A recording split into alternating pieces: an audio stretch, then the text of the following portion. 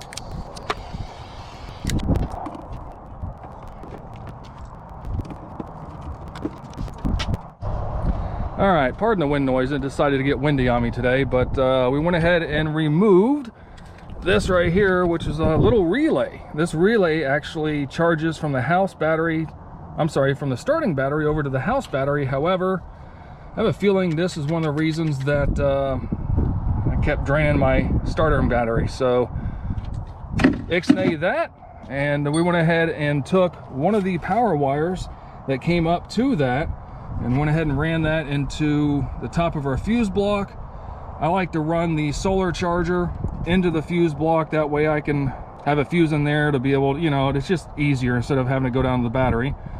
These right here are a couple little USB ports, and we've got 5 more open spots, so we've got plenty to be able to sit there and add some more circuits that we need to add. One of those being my ice cold fridge up there, so yeah, need my fridge.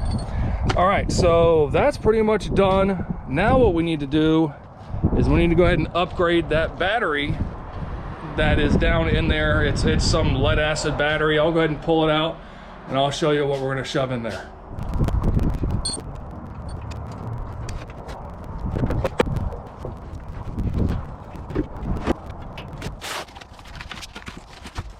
All right, there we go. This right here is a regular lead acid battery. Now, the downfall of lead acid and AGM batteries is, let's say it's 100 amp hours.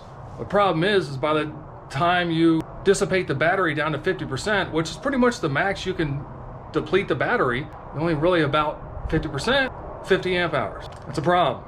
Lithium, you can go all the way down to about 10%. Technically, you can drop it all the way down to 0, but that's besides the point.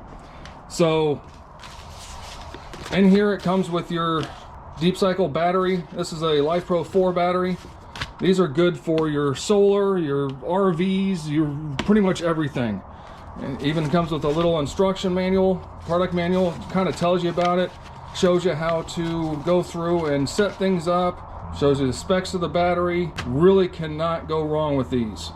So we actually have 2 of these to put in there to give me 200 amp hours. And this will fit in the same spot that this was. Yeah, you really can't go wrong with this. So let's go ahead and get ready to drop both batteries in. Then we're gonna go ahead and start wiring things up.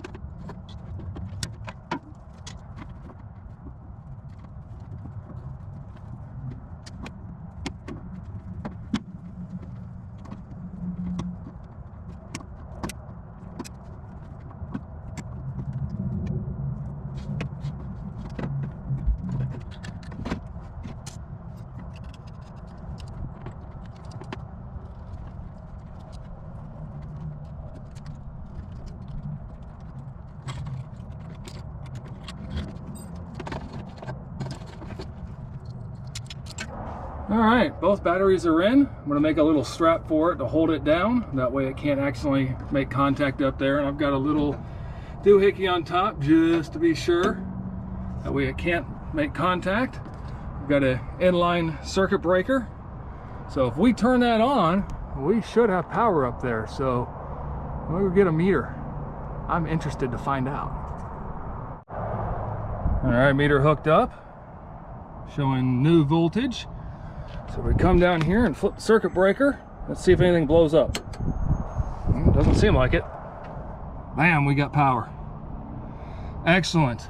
So then, if I go and put in a fuse right here for my solar, then I should start getting more power. But unfortunately, it's cloudy right now. And yeah, panel's up top. Now I do plan on hooking up my portable panel to that one, but that's a 100-watt Renogy panel up top there. Like I said, this bus came with all kinds of goodies. Let's go ahead and see though what we got, just out of curiosity. All right, so if I pop that one in there,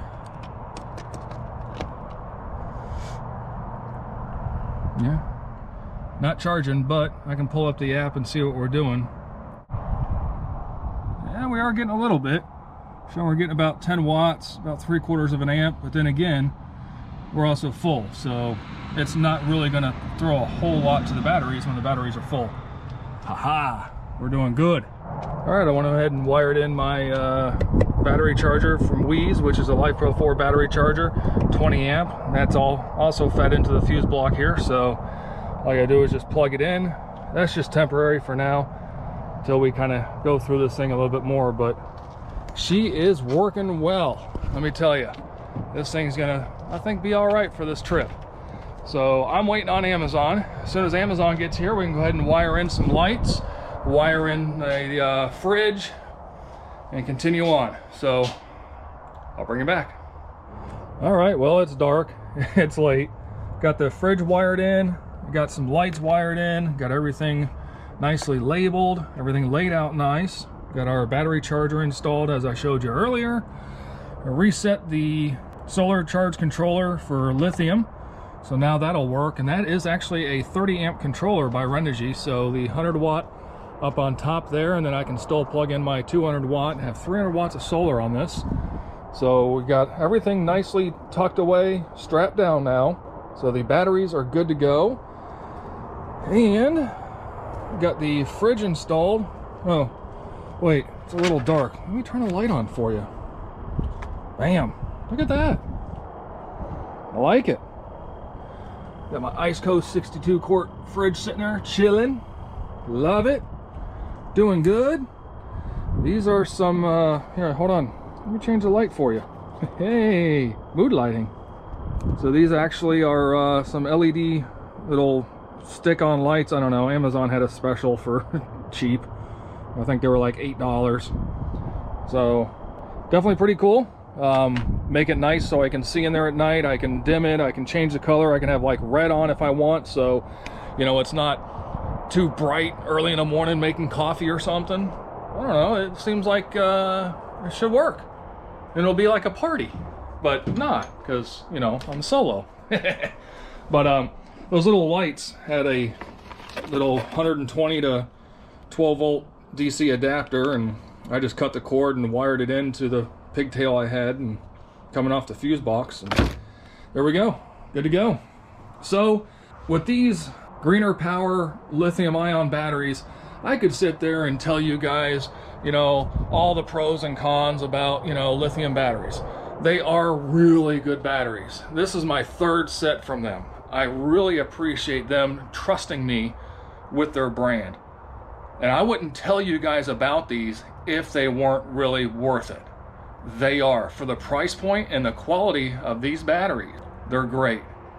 Just make sure that you're running the proper chargers. Don't use a regular, you know, flooded or AGM style charger with your lithium batteries. So make sure you use a lithium battery compatible charger.